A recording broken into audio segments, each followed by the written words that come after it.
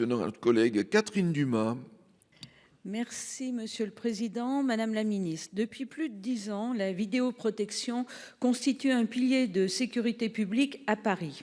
Le plan de vidéoprotection de la préfecture de police a renforcé l'action des forces de l'ordre, prévenu les atteintes aux personnes et aux biens et aussi permis d'élucider un nombre croissant d'infractions.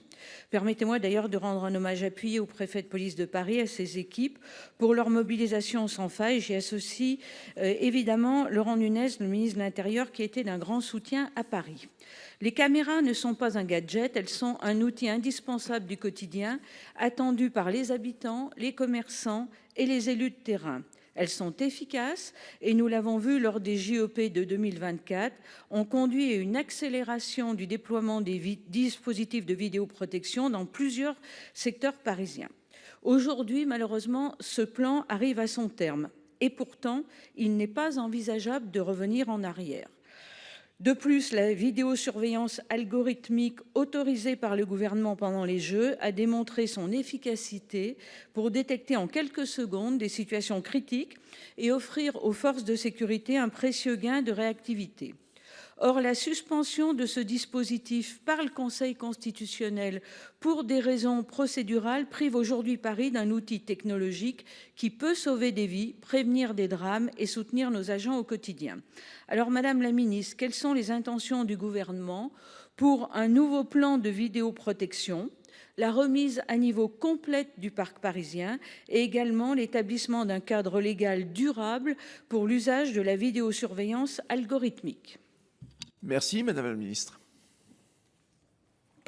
Merci, Monsieur le Président, Mesdames, Messieurs les sénateurs. Madame la sénatrice Catherine Dumas, je vous remercie pour votre question. Vous avez raison de souligner que le plan de vidéoprotection de la préfecture de police est aujourd'hui un outil essentiel de sécurité publique parce qu'il contribue concrètement à prévenir les atteintes aux personnes et aux biens, à lutter contre la délinquance et à élucider également de très nombreuses affaires. Pour 2025, 28 nouveaux sites ont été commandés pour la ville de Paris et 10 pour la préfecture de police. Leur déploiement est engagé et sera achevé sur le ressort de l'agglomération parisienne au plus tard à la fin du premier semestre 2026.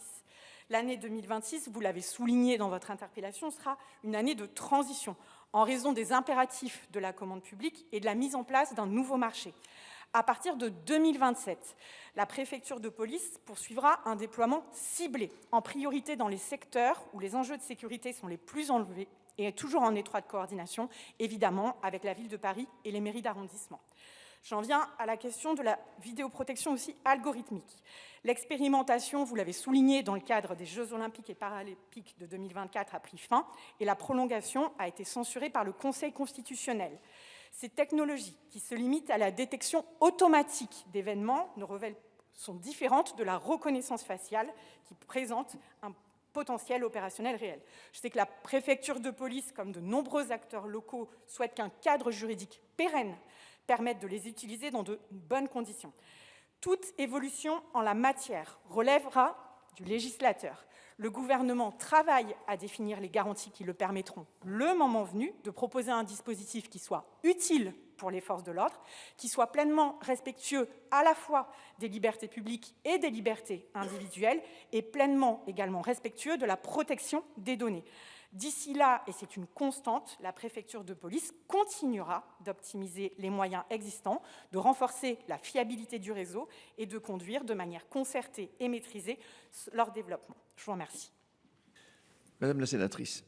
Merci Madame la Ministre pour ces informations qui sont complètes. Et je voudrais juste redire que bien sûr les Parisiens attendent un plan efficace pour lutter contre l'insécurité qui malheureusement tend encore à s'aggraver dans un certain nombre de quartiers. Merci. La parole est maintenant à notre collègue